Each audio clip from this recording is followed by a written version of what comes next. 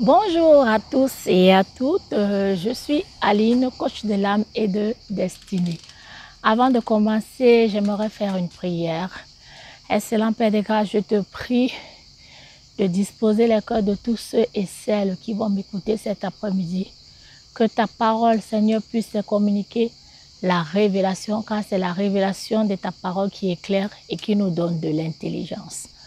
Que toute la gloire, l'honneur et la magnificence te soient rendues dans le nom puissant de Jésus. Amen. Bonjour, je suis Aline, coach de l'âme et de destinée. J'espère que vous allez tous et toutes bien, que les vacances se passent à merveille chez vous. Je remercie tout d'abord tous ceux et celles qui m'écoutent sur ma chaîne, ceux qui partagent, ceux qui like. Le sujet de cet après-midi sera porté sur la combinaison gagnante. C'est quoi la combinaison gagnante? C'est la parole et le Saint-Esprit.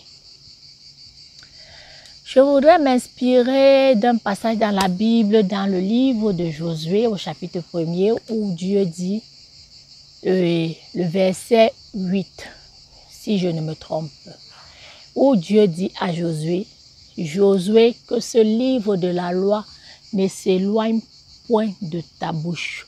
Médite-le jour et nuit, et c'est alors que tu auras du succès dans toutes tes entreprises. C'est alors que tu réussiras. Donc, chers frères et sœurs, j'aimerais vous parler à votre cœur. J'aimerais faire un cœur à cœur avec vous. Parce que pas mal de chrétiens sont frustrés. Pourquoi? À cause du non-exaucement de leurs prières. Et j'aimerais nous exhorter, n'est-ce pas, à méditer la parole, à la proclamer. La parole et le Saint-Esprit.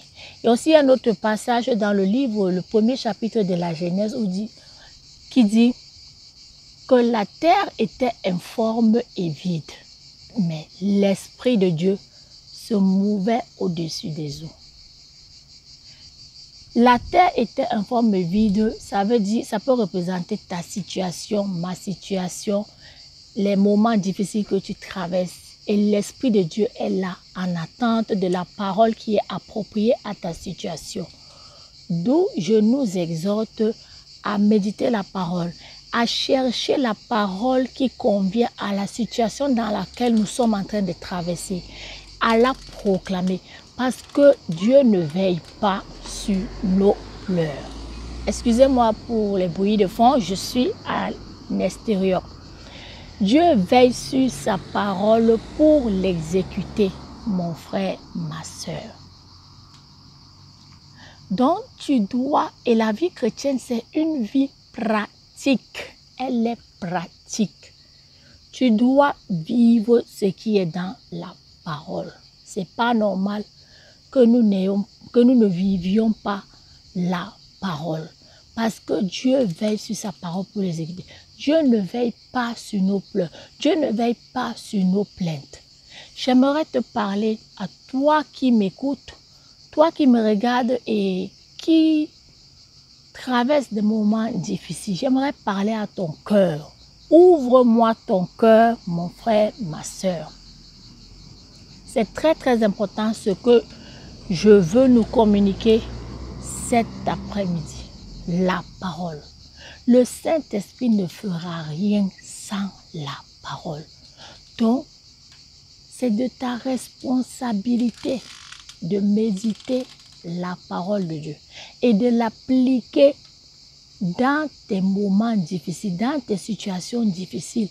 C'est vrai que des sœurs et des frères peuvent te soutenir, mais à un moment donné de ta vie, tu dois toi-même passer à l'action. Tu dois refuser certaines choses. Tu dois arrêter de subir certaines choses. Dieu t'a donné la capacité. Il t'a donné son nom. Il t'a donné son sang. il t'a donné le glorieux Saint-Esprit. Avec ces trois, tu es puissamment équipé pour opérer dans ta propre vie, mon frère, ma soeur. Devant un cas de maladie, Dieu t'a donné sa parole. Il t'a dit que par ses maîtrissures, tu es déjà guéri. Il n'a pas dit tu seras guéri. En fait, Jésus-Christ, l'œuvre achevée de Christ, Jésus a tout fini. C'est pour ça qu'il a dit, tout est accompli à la croix. Rentre dans la puissance de l'œuvre de la croix. La puissance de la résurrection. Jésus a fini. Jésus t'a guéri. Il a pris toutes tes maladies. Il a pris ta pauvreté. Il t'a délivré de l'oppression. Jésus-Christ s'est appauvri pour t'enrichir. Plein de chrétiens croient à la nouvelle naissance, mais ils ne croient pas que Jésus a pris leur maladie, que Jésus a pris leur pauvreté, que Jésus les a délivrés des flèches du malin, des plans de Satan.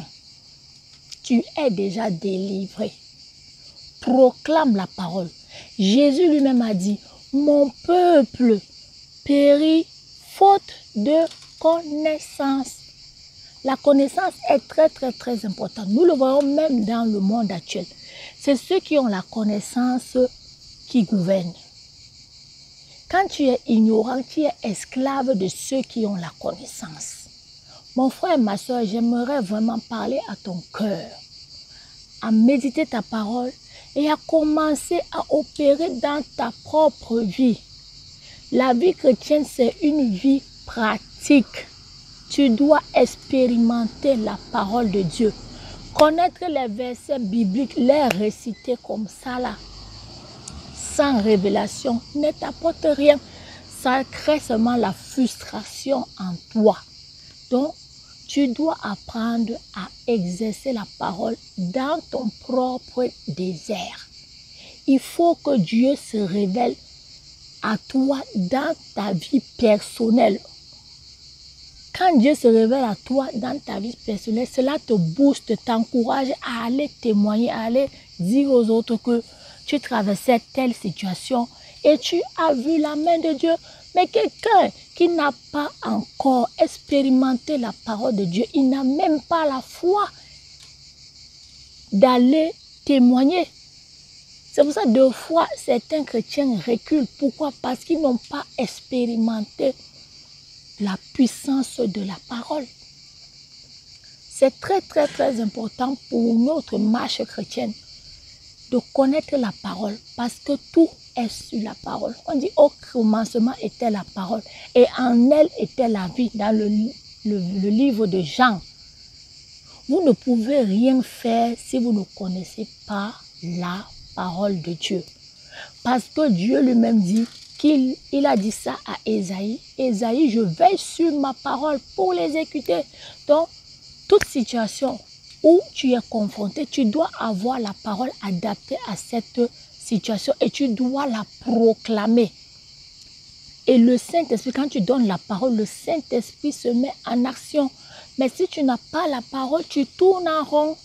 Tu tournes en rond et tu es frustré. Tu vas de frustration en frustration. Tout cet après-midi, j'aimerais vraiment t'exhorter, mon frère, ma soeur, à méditer la parole, à proclamer la parole, à demander au Saint-Esprit de t'aider. C'est pour ça que Jésus lui-même a dit qu'il nous enverra un autre consolateur. Il nous enverra une aide. Le Saint-Esprit est venu dans la vie de tout chrétien qui est né de nouveau pour l'aider dans sa marche chrétienne. Parce que humainement, nous ne pouvons rien faire sans le Saint-Esprit. Et le Saint-Esprit ne peut rien faire sans la parole. Donc, lève-toi là où tu es couché, où tu es désespéré, mon frère, ma soeur, et prends ta vie en main. Proclame la parole et fais confiance à Dieu. J'espère que cette petite exhortation va te booster, va t'encourager à faire le pas et à Fais tes petites expériences dans ta vie personnelle pour avoir une révélation de la parole de Dieu. Pour savoir de quoi tu parles. Je vais m'arrêter là. Je remercie tous ceux qui s'abonnent sur ma chaîne, tous ceux qui like, tous ceux qui partagent. Je vous dis merci. Et je vous invite dans ma boutique Shopee ADC. Je vends des bijoux en acier inoxydable, des bijoux de fantaisie. Je vous attends vivement. Que le Seigneur nous bénisse et je vais clôturer. Excellent Père, j'espère que cette parole va édifier une personne, va lui donner la révélation, va la fortifier, Seigneur, à opérer, Seigneur, dans le spirituel, Seigneur. Car tu dis dans ta parole, les choses invisibles sont plus réelles que les visibles. Que toute la gloire, la magnificence et la te soit rendue au nom puissant de Jésus. Amen.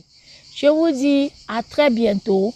Merci de vous abonner. Toi qui m'écoutes et qui n'es pas encore abonné à ma chaîne, je te prie de cliquer sur s'abonner. Bisous, à très bientôt. Bye bye.